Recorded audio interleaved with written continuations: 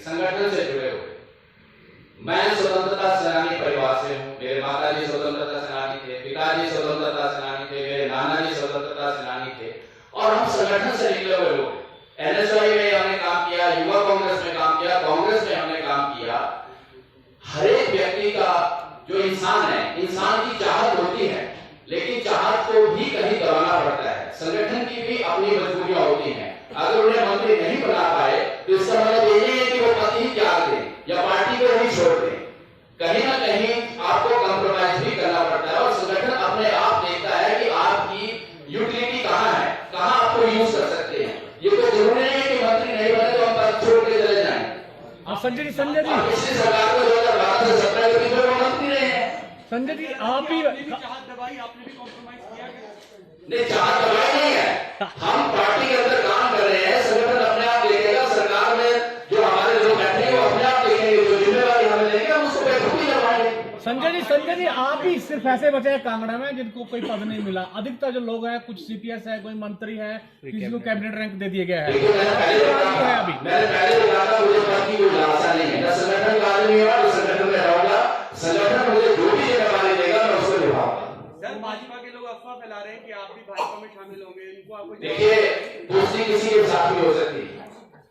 हम जहां हैं, कांग्रेस पार्टी के हेडक्वार्टर से आपको हम संबोधित कर रहे हैं, तो हम कांग्रेस में बोलने में तो कोई भी दरवाजे के बाहर कुछ भी बोल सकता है, लेकिन हर चीज का जवाब नहीं हम दे सकते। सर आप कह रहे हैं कि उपचुनाव में हम जीतेंगे, लेकिन यहाँ तो प्रदेश अध्यक्ष ही आपकी चुनाव लड़ने से मना कर रहे हैं, पीछे हट रही, कह रहे कार्यकर्ता नाराज है, कैसे जीतेंगे फिर? देखिए, पिछले कल आपने मुख्यमंत्री और प्रदेश अध्यक्ष की प्रेस कॉन्फ्रेंस यहाँ पे देखी। कई बार घर में बैठ के भी कई बातें हो जाती हैं, उनको घर के अंदर सुलझा लिया जाता है। सरकार और संगठन में जैसे हमने पिछले हमारे हाईकमान ने एक कमेटी बनाई है, जो भी हमने ग्रीवेंसेस है वो ग्रीवेंसेस जो है वो घर बैठ के जो है हम उसको सुलझाएंगे, और चुनाव में हम इकट्ठा होकर जाएंगे और हम चुनाव जीतेंगे। 15 नहीं, कोई जरूरी नहीं है कि पहले दिन से ऐसी कोई दुनिया आई होगी। बीच बीच में कई चीजें उभरती हैं, जो चीजें उभरती हैं उनको बैठ के जो है सुलझा लिया जाता है। घर में परिवार में अगर 4 बच्चे होते हैं तो चारों बच्चों की अपनी अपनी इच्छाएं होती हैं, तो उनको जो है परिवार का जो मुखिया होता है वो अपने आप उनको सुलझा के जो है परिवार को इकट्ठा रख के जो है वो आगे जाता है। और इसके लिए कोऑर्डिनेशन कमेटी जो है वो बन चुकी है, बड़ी जल्द उसकी मीटिंग होगी और उसमें जो भी हमारे ग्रीवेंसेस होंगे वो बैठ के जो है सारे सुलझा लिए जाएंगे। संजय जी आपसे सवाल है, अश्विनी शर्मा ने जो भाजपा ज्वाइन कर दी है, उन्होंने कहा है कि कांग्रेस के पास विजन नहीं है, ना देश के लिए विजन है ना प्रदेश के लिए विजन है। ये उनकी अपनी सोच हो सकती है। जब वो कांग्रेस में थे वो कहते थे कि कांग्रेस के पास बहुत विजन है, धर्मशाला के लिए स्मार्ट सिटी लेकर आया हूं मैं। अब जो दूसरे दल में चले गए हैं तो कांग्रेस को क्रिटिसाइज कर रहे हैं। ये उनकी अपनी सोच है, व्यक्तिगत सोच हो सकती है। कांग्रेस के पास विजन था तभी आज देश जो है वो आजाद हो गया। आज हम आजाद हिंदुस्तान में जो है हम सांस ले रहे हैं। ये कांग्रेस का भी विजन था। कांग्रेस ने कितनी तरक्की की है, पूरे देश में की है, पूरे प्रदेश में की है, इसके बारे में उनका व्यक्तिगत विचार हो सकता है, लेकिन वो भारतीय जनता पार्टी में जाने के बाद दे रहे हैं ऐसे विचार। जब वो कांग्रेस में थे तो ऐसे विचार उनके नहीं थे। सर आपने विधायक कांग्रेस शर्मा की पारिवारिक पृष्ठभूमि का जिक्र किया, मेरा आपसे सवाल ये है, आपने एक और बात कही कि हम 9 के 9 चुनाव जीतेंगे। 1.5 हफ्ता पहले आपके जयसिंहपुर में जो आंसू गिरे हैं, क्या लगता है धर्मशाला की जनता उनकी कीमत डालेगी? देखिए, ये तो ऐसा है कि जिला कांगड़ा एक बहुत बड़ा जिला है और प्रदेश में जब भी सरकार बनी है और कांगड़ा जिला का हमेशा जो है वो अपर हैंड रहा है, और इस बार भी 10 सीट जो है वो जिला कांगड़ा की जनता ने दी है, इसलिए मैं अपनी ओर से विशेष रूप से जिला कांगड़ा के लोगों का धन्यवाद करता हूँ। और जो आंसुओं की बात है वो तो कोई मेरा व्यक्तिगत इमोशनल टच कई बार हो जाता है, तो किसी मंच पे भी हो जाता है। और धर्मशाला के लोग काफी बड़े मीठे लोग हैं और अपना अच्छा और बुरा जानते हैं। जिन धर्मशाला के लोगों ने पूर्व में मंत्री रहे, जिन कपूर को हरा सकते हैं और फिर जिता भी सकते हैं, जिताने के बाद फिर हरा सकते हैं, तो ये राजनीति है और लोगों का परिवेश किस तरह है आने वाले समय में आपको जो है देखने को मिलते हैं। आपके आंसू की कीमत पड़ेगी? इसमें जो है वो आंसू किसी और बात के थे, आप उसको राजनीतिक बोल ना दे, वो किसी और बात के आंसू थे। कई प्रयास कराए जा रहे थे, उसका जो है मैंने अपना जवाब मुख्यमंत्री को दिया।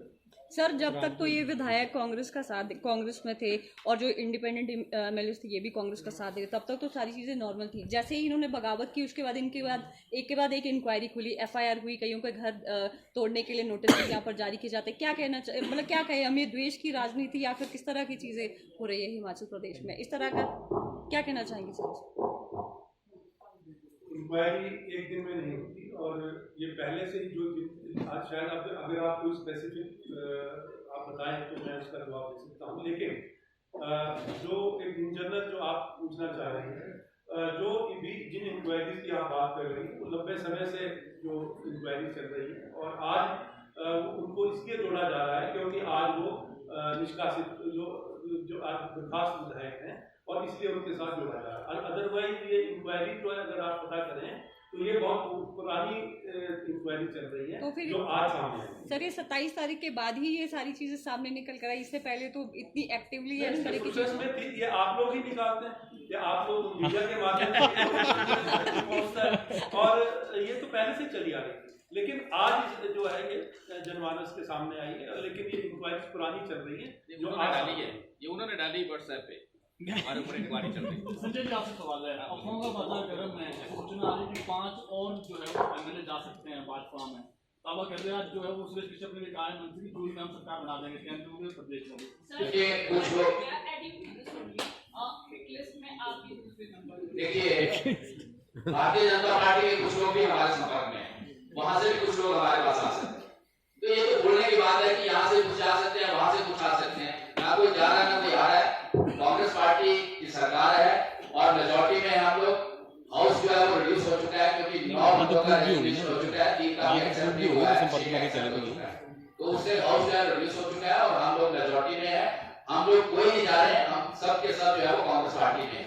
सर ये मानते हैं जिस तरह से आपने कहा कि कुछ उनके निजी हित रहे होंगे तब वो पार्टी छोड़कर गए, आपको नहीं लगता कहीं सरकार में भी कुछ कमियां रही होंगी जो सामंजस्य नहीं बिठा पाए 15 महीने में, सब लोगों को साथ लेकर नहीं चल पाए, उस पर आत्मचिंतन की जरूरत है। कमेटी बन गई है, अगर कोई ग्रीवेंसेस थे भी तो उनको घर में बैठ के वो सुलझाने चाहिए। वो बात करते, मुख्यमंत्री से बात करते, चिट्ठियां तो बहुत बार लिखी होंगी, से बात करते और बैठ के उनको सुलझाते, बजाय पार्टी को ही त्याग देना। वो एक बहुत बड़ी गलती उन्होंने की है भविष्य में और उसका जो खमियाजा है वो जनता जो है वो देगी। संजय जी मेरा सवाल ये है, आप कह रहे हैं कि घर के अंदर सुलझ जाएगी सारी बातें, तो क्या माने प्रतिभा सिंह जी अब चुनाव लड़ेंगे, क्योंकि उन्होंने तो इनकार किया। ये उनका निजी मामला है कि वो चुनाव लड़ेगी या नहीं लड़ेगी, ये प्रश्न आप उनसे पूछ सकते हैं। धन्यवाद।